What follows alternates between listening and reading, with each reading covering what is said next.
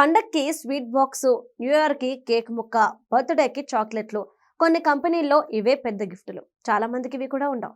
ఇక ఏడాదికోసారి బోనస్ ఇస్తే వాళ్ళంతా అదృష్టవంతులు. ఎవరూ లేరని అనుకుంటారు.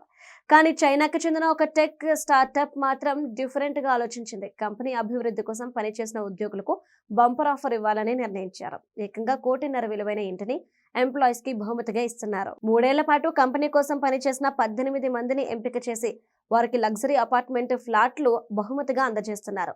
ఈ అపార్ట్మెంట్లు కంపెనీ హెడ్ ఆఫీస్ కి 5 కిలోమీటర్ల కంటే తక్కువ దూరంలోనే ఉంటాయట.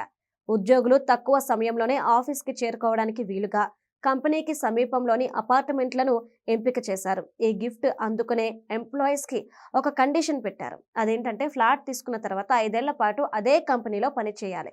ఆ తర్వాతే వారికి పూర్తి యాజమాన్య హక్కులు బదిలీ చేస్తారు. చూడడానికి భారీ బహుమతిలా కనిపించిన కంపెనీకి అత్యవసరమైన అత్యంత విలువైన ఉద్యోగులను లాక్ చేయడానికి చాలా సంస్థలు ఇలాంటి ట్రిక్స్ ని ప్రయోగిస్తూ ఉంటాయి. మార్కెట్లో డిమాండ్ ఉన్న స్కిల్స్ కలిగిన వాళ్లకు ఇలాంటి ఖరీదైన బహుమతులు ఇవ్వడం ద్వారా కంపెనీ మారకుండా చూసుకుంటారు. రెగ్యులర్ ఉద్యోగులకు ఇలాంటి ఆఫర్స్ ఇవ్వరని గుర్తుంచుకోవాలి.